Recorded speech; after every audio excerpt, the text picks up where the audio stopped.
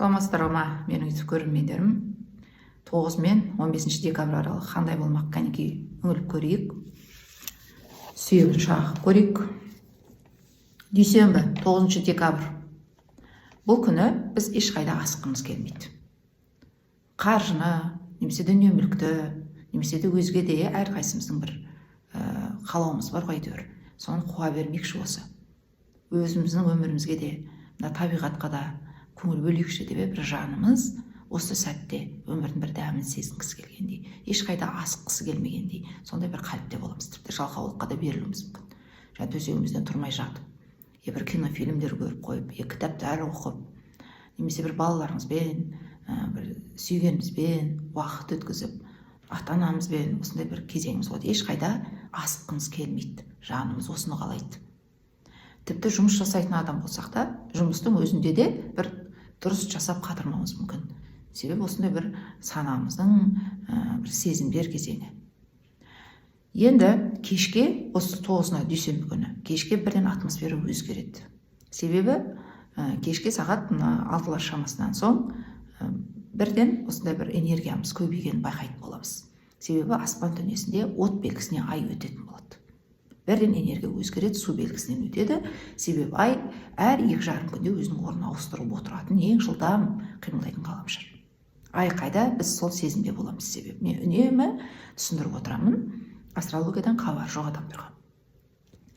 Бірден енді 10-ы 11-і. Сонда сейсенбі, сәрсенбі күні энергиямыз көп, 5 вагон күш пайда болады бәрімізде. Тек қана от емес, қателеспейік, барлық адамдар. Енді осы кезеңге дейін қойып келатқан, бір уақытымыз жетпей, немесе бір қаржымыз жетпей, енді сатып алулар көбейді. Ары-бері сылап қимыл, емделу, саяхат, әрқайсымыздың әрине астрологиялық картамызда қазір ғаламшарлардың орналасуына байланысты. Енді ары-бері қимылдап, звондайтынына звондап, хабарласатынына хабарласып, қағаз тапсыратын болсақ, оны жазып, әйтеуір жүгірістер ойымызда активті, және физиологиялық жағынан да сондай бір от энергия пайда болады. 5 вагон. Осы күнді пайдаланып қалыңыздар. Ең маңызды, ертең деп қалдырып келатқан істеріңізге, айта алмай келатқан сөздеріңізді айтуға, жүрек жарды махаббаттарыңызды білдіруге, өзге қалаларға шығуға, емделуге, оқуға, тест экзамендерге керемет уақыт. Ал енді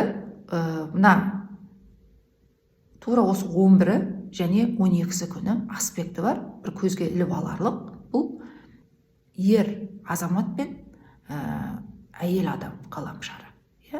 Энергия деп айтамыз ғой, ер азаматтық энергия мен әйелдік энергияның екеуінің қарама-қайшылығы бар.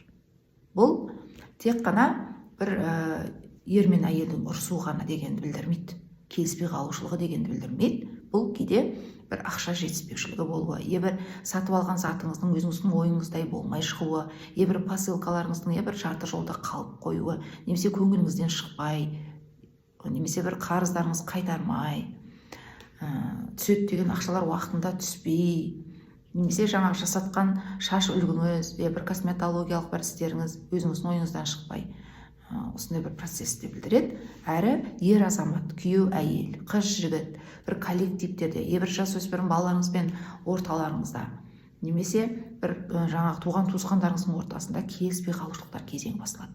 Бұл осы 11 кешке басталады, 11-і және 12-сі жалғасады. Осы 2 күн осы аспекті. Сондықтан семьяда, отбасыда, қыз жігіт ортасында осыдан абай болыңыздар. Мені Назгүл астролог ескерткен еді деп. Сол кезеңде бір жаңағы ауыздарыңызға су құйып ала саласыздар. Осы аспекті өтіп біткенше. Сөйлемей, немесе бір алыста ұстап. Себебі бұл аспекті менің айтқаным болады.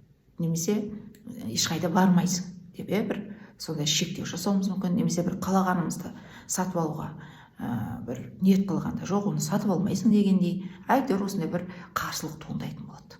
11-і 12-сінде.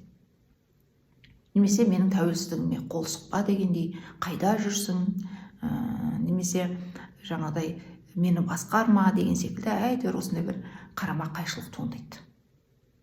Бұл кезеңде себебі әрқайсымыз өзіміздің жаңа суретімізді көреміз. Әрқайсымыздың өзіміздің бір шындығымыз болады. екі жақтікі де дұрыс. Себебі Венера сұлулық, әдемілік, махаббат және әйелдік энергия, осы кезеңде күш қайрат ғаламшары Марспен қарсылығы бар аспан дүниесінде. Ал енді бір алыстау болған адамдар бар ғой, алыстағы, немесе басқа қаладағы, немесе бір басқа жерде жүрген адамдар қайта керісінше осы кезеңде бірін-бірін іздеп, бірін-біріне бір құштарлығын да білдіреді. Ай, осы бірге қасымызда болғанда деп, немесе бір достығымызды білдіреміз. Бір чаттар арқылы, немесе бір звоноктар арқылы, немесе бір туған туысымызбен, алыстағы бір баламызбен, қызымызбен. Себебі алыстау жерлер қайта тартылады бұл кезеңде, ал жақын адамдар бір-біріне келіспейтін. Сондықтан бір басқа бөлмеге кетіп қалыңыздар, немесе уақытша бір-екі күн жаңа туған туысқаныңыздың бір үйіне барыңыздар. Сонда бір-біріңіздің қасыңызда бір жүйкелеріңізді тоздырмайтын боласыздар. Немесе жаңа ауыздарыңызға бір су құйып алсаңыздар да болады уақытша. Сөйлеспей, бір-біріңіздің артық сөздер айтып қойып көңіліңізді қалдырмайды. Ал 12 декабрь күні себебі осы көңіл күй жалғасады. Бұртиып алып немесе сол атмосфера әлі соның иісі шығып тұрғандай жаңағы бір келіспей қалушылықтың. Іштей болсын, сырттай болсын. Мына енді жұма, сенбі, жексенбі күндері. 13, 14, 15 декабрь аралығында енді біздің көңіл күйіміз көтеріңкі бола бастайды. Себебі келесі апта, келе жатқан апта. Бұл апта емес, келесі апта бізде бір жаңа жылдық көңіл күй басталады.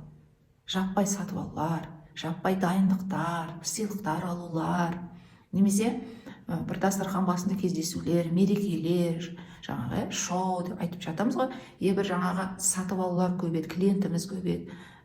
Адамдардың алдына шығып бір көз айым боламыз. Адамдардың алдына шығып бір жаңағы сондай жұмыс жасайтын адамдар, бір өлең айтатын, билейтін, осы адамдардың кезеңі туындайды, жұлдыздай жарқырайтын.